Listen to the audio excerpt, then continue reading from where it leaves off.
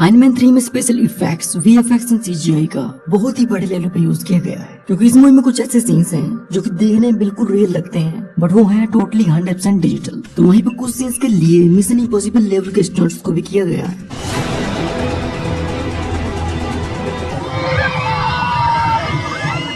और इस वीडियो में तुम्हें आयरन मैन 3 मूवी के कुछ ऐसे कमाल के बिहाइंड द सीन सीक्रेट्स जानने को मिलेंगे।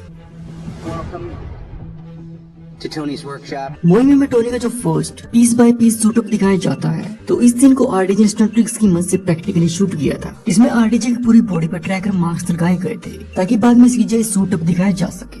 Marking key points on his body so we can track wherever his body goes so that we can then put the Iron Man suit on him. क्योंकि इस सीन के साथ साथ movie में बाकी के जितने भी शूटअप सीन्स दिखाए गए हैं, तो उन सभी में ये पूरा सूट डिजिटली ऐड किया गया है। स्टार्क मैंशन के इस पूरी डिस्ट्रक्शन को दिखाने के लिए एक स्पेशल मूविंग गिम्बल सेट बनाया गया था।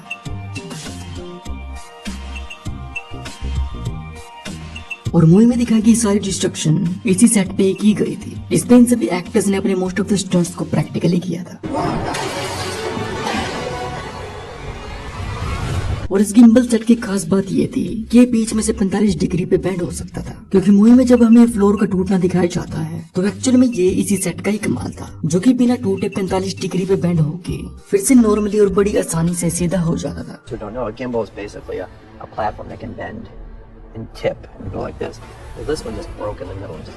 और इसी अटैक के दौरान जब टोनी वेपर को अपना आयरन मैन सूट पहनाता है, तो ये पूरा सीन तो ग्रीन स्क्रीन के सामने शूट किया गया था, पर बिहाइंड द सीन ग्वेनेथ पैल्ट्रो को एक एक्चुअल प्रैक्टिकल सूट पहनने को मिला था, जिससे कि बहुत ही खुश थी। Perfectly comfortable and my children thought I was extremely cool. और मूवी के एंड में जब हमें पेपर को एक्शन में दिखाया जाता है, तो इन सभी एक्शन सीन्स के लिए आरडीजे ने ग्वेनेथ पैल्ट्रो को कन्विंस किया था, जो कि ये पहले बिल्कुल भी करना नहीं चाहते थे। Doing that kind of fight scene at the end of the movie was my favorite part of doing Iron Man 3. Iron man movie में अटैक के बाद जिस टाउन में जाके गिरता है, रोज हिल, तो ये नॉर्थ कैरोलिना में एक एक्चुअल टाउन है। एंड मूवी में दिखाए गए टाउन वाले सभी सीन्स इसी रियल लोकेशन पे शूट किए गए हैं। We came here a year ago, and this was the first place we came, and the entire town, it's hard to believe it, this little town was kind of a failed little town. जहाँ पे इन्होंने इस बार को एक ऐसी building में set किया था जहाँ पे चर्च के कुछ लोग रहते थे।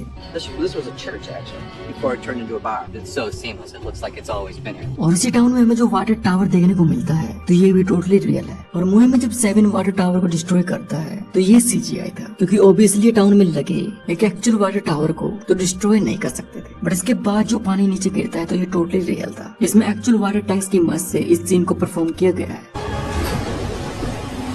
This is going to be great in the DVD extras. How's that? Better? यहाँ जब टोनी सिर्फ एक ग्लव एंड बूट को पहन के फाइट करता है, तो इस सीन के एक स्पेशल सेट तैयार किया गया था। इस पे आरडीजे और एक स्टंटमैन, तो दोनों ने मिलकर स्टंट ट्रिक्स की मदद से पूरे सीन को परफॉर्म किया था। और इस सीन में जब टोनी उड़ते हुए बैक फ्लिप करता है, तो इसे करते हुए आरडीजे को लेग इंजरी हुई थी, जिसकी वजह से मूवी के इस फाइनल सीन में आरडीजे को डिजिटली क्रिएट करना पड़ा था, जिसके बारे में मैं आगे पूरी डिटेल में बताऊंगा। फाइनल बैटल में हमें जो पोर्ट दिखाया जाता है, तो इसके सिर्फ एक्सटीरियर शॉट्स के लिए ही एक्चुअल लोकेशन का यूज किया गया था, ताकि इस पूरे सीन को रियलिस्टिक फील दी जा सके। Shooting here is amazing, but it's obviously a logistical challenge. So we come here to sort of establish the whole real location. क्योंकि पोर्ट के अंदर हमें जितने भी फाइट्स एंड सीन्स दिखाए गए हैं, तो इन सभी को डिफरेंट ग्रीन स्क्रीन सेट्स पे शूट किया गया है। और इस फाइनल बैटल में हमें जितने भी आयरन मैन सूट्स दिखाए गए हैं, तो ये टोटली सीजीआई हैं, जिनमें से एक भी सूट प्रैक्टिकल नहीं था। और इस पूरे सीन के लिए वीएफएक्स टीम ने टोटल 41 सूट्स को क्रिएट किया था। We created 41 suits. We have never done that. I mean, at the most we had created 3, I think, on Iron Man 2. So to try to keep them different is a challenge. तो एक तरह से VFX artist ही real genius हैं, जिनकी वजह से हमें इतनी रियलिस्टिक चीजें देखने को मिलती हैं।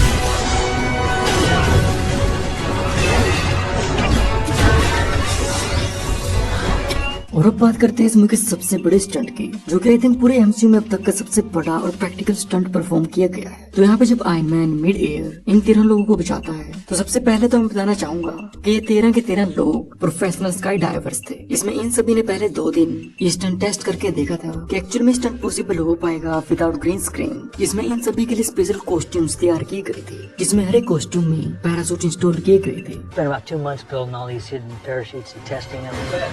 इसके बाद बाद इस पूरे स्टंट को करने में 8 दिन लगे थे, जिस दौरान इन सभी को हर रोज 7 से 8 जंप लगानी पड़ती थी 13,000 फीट की ऊंचाई से, जिसमें कैमरामैन ने एक कैमरा को अपने सिर पे रख के इस पूरे सीन को मिड एयर शूट किया था।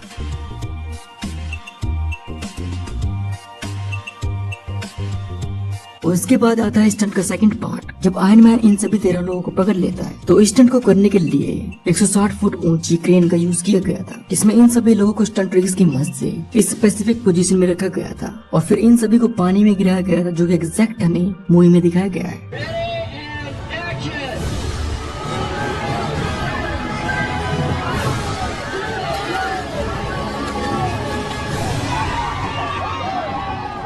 तो मार्वल वालों ने यहाँ पे ये mission impossible and Christopher Nolan level का स्टंट इस मूवी में किया है, क्योंकि इस सीन में सिर्फ आयरन मैन ही सीजीआई एलिमेंट है। इसके अलावा सब कुछ प्रैक्टिकली हुआ है और इस सिंगल सीन पे 100 वीएफएक्स आर्टिस्ट ने काम किया था, जिसमें इन्होंने frame by frame required CGI elements को ऐड किया है। लाइक इस सीन में दिखाया गया background environment like sky, clouds, ground और यहाँ तक कि एरोप्लेन भी सीजीआई है। तो ये पूरा रेस्क्यू सीन जितना ज्यादा प्रैक्टिकल है, तो वीएफएक्स टीम ने भी उतनी ही मदद की है इसे और भी ऑसम बनाने में।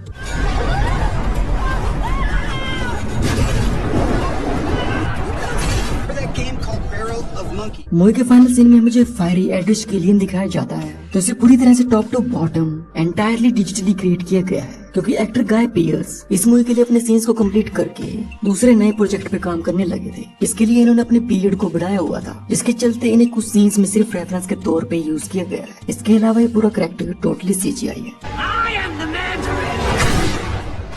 सिमिलरली आयरन मैन 3 का एंडिंग सीन, तो उसमें दिखाया गया Tony Stark AKA Robert Downey Junior को सीजीआई एंड बॉडी डबल से क्रिएट किया गया है, क्योंकि मूवी की फिल्मिंग के टाइम आरडीजे को एक लेग इंजरी हो गई थी। इसके बाद इस सीन की फिल्मिंग के लिए एक बॉडी डबल का यूज किया गया है, जिसके चेहरे पे आरडीजे का चेहरा लगाया गया है डिजिटली। और इस पूरे सीन की बिहाइंड द सीन फुटेज तो मुझे नहीं मिली कि इन्होंने कैसे किया, बट आयरन मैन 3 की इस आर्काइव में मूवी के वीएफएक्स सुपरवाइजर ने इस पूरी मूवी की वीएफएक्स का ब्रेक डाउन किया हुआ है, जिसमें इन्होंने बहुत ही डिटेल में मेंशन किया है कि कैसे इन्होंने डिजिटली इस फेक आरडीजे को क्रिएट किया था। और ऐसे ही आयरन मैन 1 और 2 मूवी के before and after behind the scene secrets जानने के लिए तुम मेरे इन वीडियोस को देख सकते हो और चैनल को सब्सक्राइब जरूर कर लेना अगर तुम फ्यूचर में ऐसी और भी वीडियोस देखना चाहते हो तो।